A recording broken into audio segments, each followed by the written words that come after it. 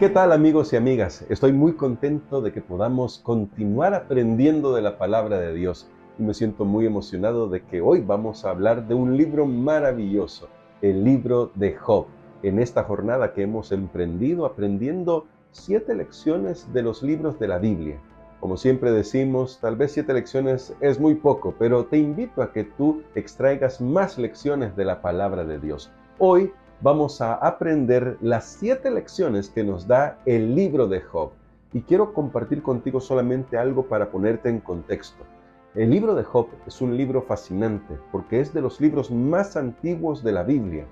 Se cree que su autor fue Moisés, por lo tanto Moisés tendría los 5 libros del Pentateuco más el libro de Job y al menos conocemos un salmo que él escribió.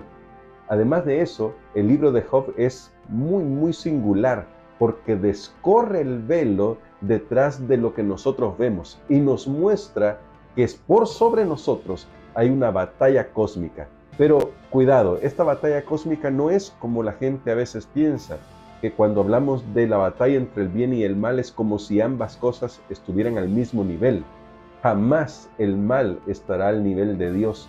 Jamás Lucifer, que es una criatura, estará al nivel de Dios, que es el creador.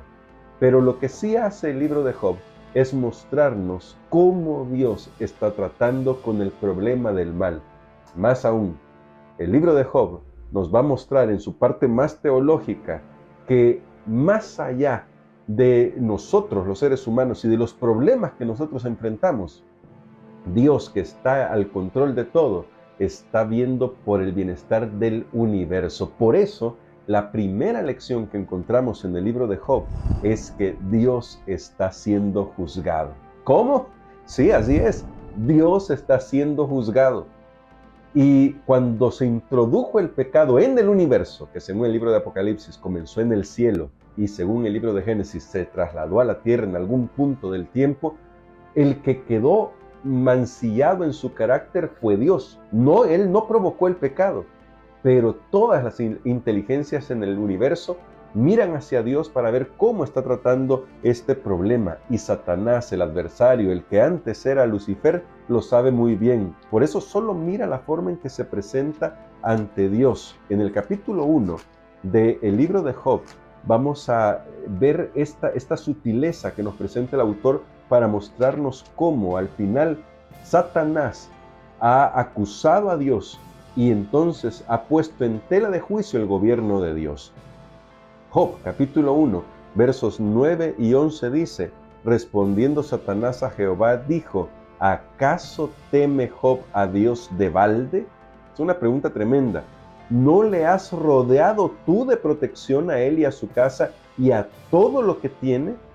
El trabajo de sus manos has bendecido, y por eso sus bienes han aumentado sobre la tierra. Pero extiende ahora tu mano y toca todo lo que posee, y verás si no blasfema contra ti en tu propia presencia. La teología, la cosmovisión teológica que tenían en ese entonces, que no ha cambiado mucho ahora, era que la prosperidad estaba dada como resultado de aquellos que eran bendecidos por Dios. Pero la realidad es que las personas buenas también sufren. Las personas más rectas, las personas más intachables pueden pasar calamidades porque vivimos en un mundo trastornado a causa del pecado. Pero Satanás traslada su responsabilidad como causante del mal hacia Dios y presenta a Dios como alguien injusto. Y lo que está diciendo es: veamos, vamos a ver si Dios realmente es quien dice ser, porque Él simplemente está dándole bendiciones a Job y así, ¿cómo no lo van a seguir? Pero ¿qué tal si no diera bendiciones? ¿La gente seguiría a Dios si Él no le diera bendiciones? Dios está siendo juzgado. Y este tema es mucho más amplio de lo que aquí estoy diciendo, pero solo quiero que tengas en mente algo. Al final, todo el plan de salvación tendrá que ver con vindicar el carácter amoroso de nuestro Dios. Por eso todo el mundo sabrá que Dios es amor, que Dios es justo y que no hay nadie como Él que gobierne el universo. La segunda lección del libro de Job es que la verdadera fe no depende de las circunstancias. Las circunstancias a nuestro alrededor pueden cambiar y de hecho cambian. Nosotros vivimos en un mundo en constante transformación, en constante cambio y no para bien, esa es la verdad. Muchas cosas van a peor, especialmente en el ámbito de lo moral. Pero mira lo que pasa con Job. En los versículos 20 y 21, incluso hasta el 22 del capítulo 1 dice así: Entonces Job se levantó, rasgó su manto y se rasuró la cabeza. Luego, postrado en tierra, adoró y dijo: Desnudo salí del vientre de mi madre y desnudo volveré allá. Jehová dio y Jehová quitó. Bendito sea el nombre de Jehová. En todo esto no pecó Job, ni atribuyó a Dios despropósito alguno. Recuerda que mencioné antes la cosmovisión teológica que tenían en ese entonces y que de hecho todavía mucha gente tiene, que pensaba que Dios era el que también mandaba los males como castigos o como pruebas o lo que sea. Pero Job, aún con su cosmovisión, que en este caso podríamos decir era un poco limitada, se eleva por sobre esa cosmovisión gracias a que confía en Dios. Y fe es eso. Fe es confianza en Dios. No porque las circunstancias sean buenas, sino porque Dios es bueno. Y al final podemos confiar que Dios hará siempre lo mejor en nuestro favor, aunque no lo entendamos. Y de hecho eso será una lección que vamos a ver un poquito más adelante. La lección número 3 es que a veces tu presencia vale más que tus palabras. Y yo quiero romper una lanza en favor de los amigos de Job en este punto, al menos en este punto. En el capítulo 2, luego de que se dieron cuenta de todo el desastre que había sufrido el pobre Job, que incluso su esposa en medio de la desesperación y del dolor llega a pronunciar esas palabras: bendice a Dios y muérete. Claro, lo que quería decir ahí, porque era un eufemismo esto, era maldice a Dios, y la mayoría de traducciones modernas, para evitar la confusión, ponen maldice a Dios, aunque en hebreo dice bendice a Dios. Pero en medio de todo este caos que estaba enfrentando la familia de Job y Job mismo, aparecen tres amigos que en este primer momento yo diré actuaron de la mejor manera posible. Mira lo que dice en los versos 11 en adelante de Job capítulo 2. Tres amigos de Job: Elifaz el temanita, Bildad el suita y Zofar el naamatita, al enterarse de todo este mal que le había sobrevenido, llegaron cada uno de su tierra, habiendo acordado venir juntos a condolerse con él y a consolarlo. Estos, alzando los ojos desde lejos, no lo reconocieron. Entonces lloraron a gritos y rasgó cada cual su manto y esparcieron polvo los tres sobre sus cabezas hacia el cielo. Así permanecieron sentados con él en tierra durante 7 días y 7 noches, y ninguno le decía una palabra, porque veían que su dolor era muy grande. A veces eso es todo lo que necesitamos: estar con las personas dolientes. No necesitamos nada más. A veces solo tu presencia va a traer consuelo. Y en este momento, vuelvo a repetir, rompo una lanza a favor de los amigos de Job. 7 días estuvieron ahí con Job sin pronunciar palabras, reconociendo que el dolor de Job era demasiado profundo. Y ojalá que hubieran mantenido esa actitud, porque si hubieran mantenido esa actitud, seguramente nos habríamos ahorrado más de la mitad del libro de Job. Ellos tal vez debieron aprender que esos 7 días eran los más valiosos que habían podido invertir en la vida de Job, allí al lado de él.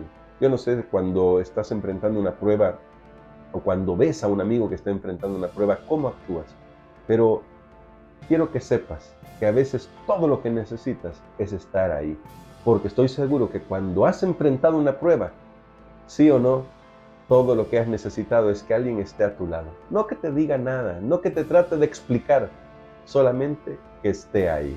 Porque eso me lleva a la cuarta lección del libro de Job. Muchas veces los dolientes no necesitan nuestras razones, sino solo nuestros corazones.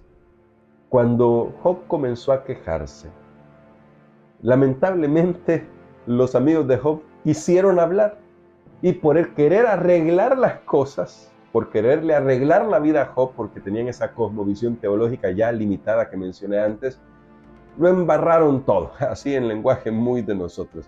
Sí, hicieron un desastre y en lugar de ayudar y consolar a Job, terminaron acusándolo, terminaron señalándolo como el causante de sus propios males, cuando no era así. Tanto es así que Job dice las siguientes palabras en el capítulo 16, en el verso 2, y ojalá que esto jamás nadie lo diga de nosotros.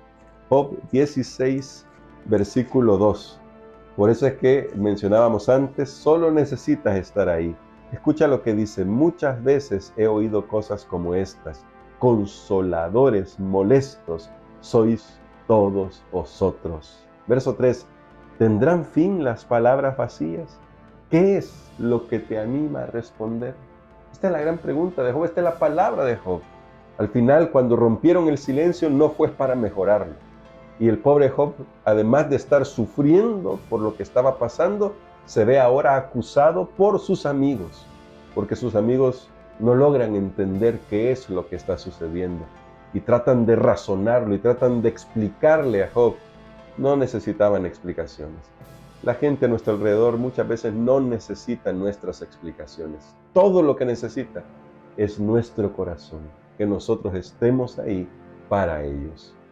La quinta lección tiene que ver también con la verdadera fe. Y es que la verdadera fe sobrepasa las penumbras del sepulcro. Job se sintió en algún momento ya en sus últimas fuerzas, pero él expresó las palabras más hermosas que puede expresar alguien cuando está enfrentando la realidad del sepulcro.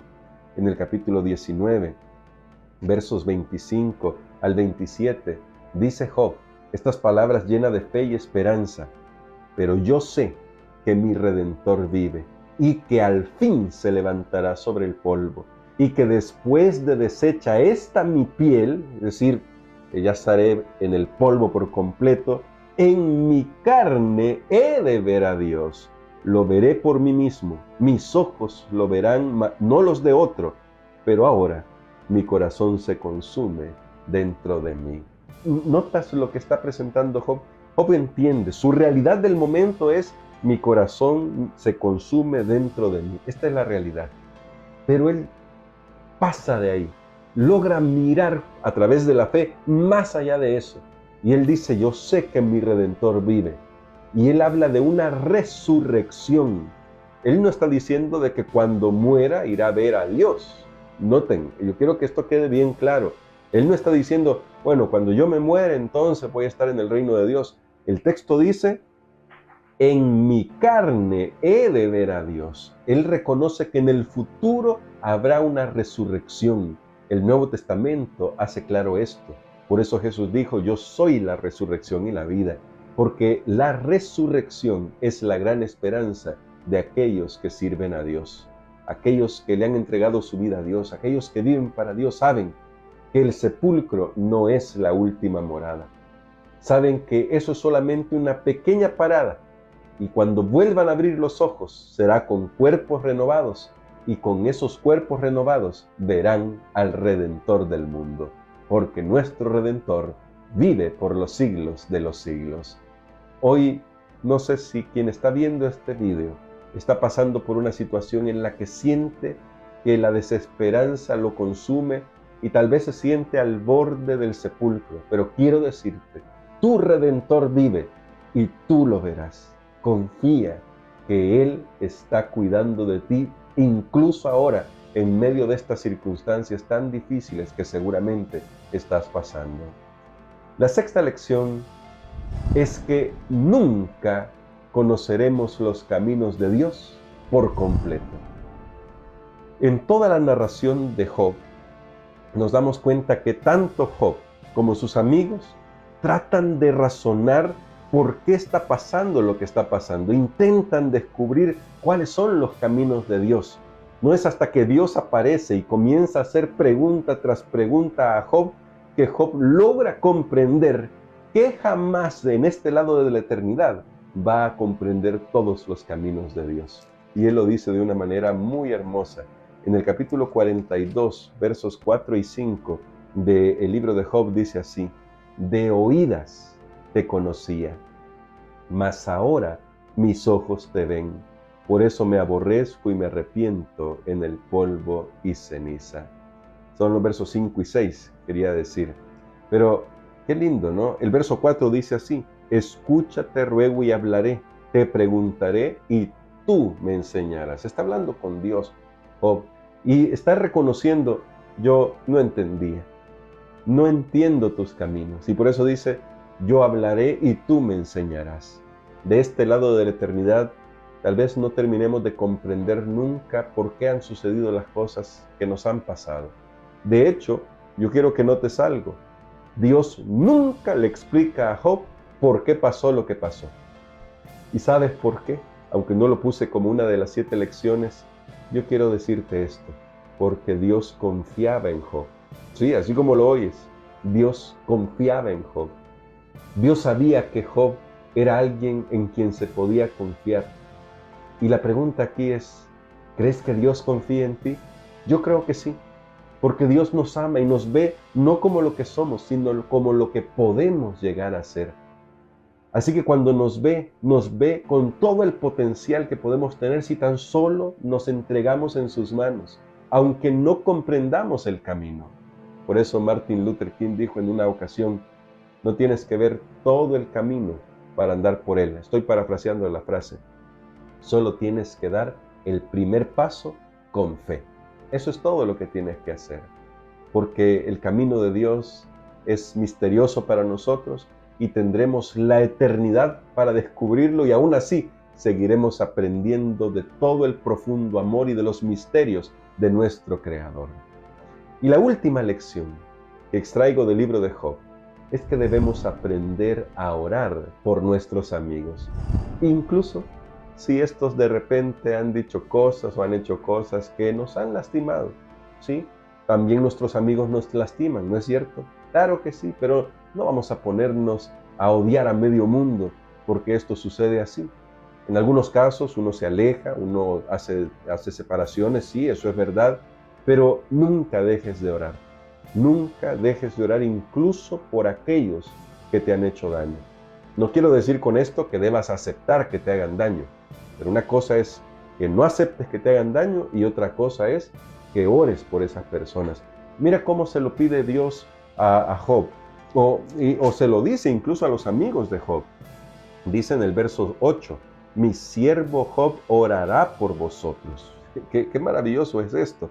Y en el verso 10 dice, cuando Job hubo orado por sus amigos, Jehová le quitó la aflicción. ¿Sabes por qué? Porque la oración trae paz al corazón, porque nos alinea con los planes de Dios. Por eso es que es importante orar, no para tratar de conseguir cosas, sino para poder poner nuestro corazón en armonía con los planes de Dios. Cuando Job hubo orado, entonces Dios quitó su aflicción. Esto habla del hecho de que nuestra oración por los demás es poderosa, también para ayudarnos en nuestro corazón. Tal vez si hoy estás cargado con alguna cosa, pregúntate, ¿estás orando por tus amigos? Más aún, ¿estás orando por tus enemigos? ¿Estás orando por los que te rodean? ¿Estás orando por aquellos que tal vez te hicieron la vida imposible? ¿Estás orando por ellos? Quiero repetir, no estoy hablando aquí de que permitas que te pisoteen. No es ese el punto, sino de que tenemos que aprender a interceder también por ellos, porque simplemente son seres humanos que, igual que nosotros, no comprenden los caminos de Dios y a veces van a actuar de una manera tan errática como tal vez nosotros alguna vez hemos actuado. Por eso es tan importante la oración unos por los otros. Que estas lecciones que hemos aprendido, que son apenas 7 lecciones, nos puedan ayudar a sacarle más provecho al libro de Job. Si tú tienes más lecciones que has aprendido de este libro, por favor compártelas conmigo, escríbelas en los comentarios, me gustaría saber qué lecciones te ha dejado este maravilloso libro. Si no tienes más lecciones, entonces te invito a compartir estas con tus amigos. Envíale este enlace a todos los que puedan, dale un buen like porque eso me ayuda a llegar a más personas. Deja tus comentarios y que Dios te bendiga, porque nos veremos en el próximo libro que estaremos considerando. Hasta la próxima.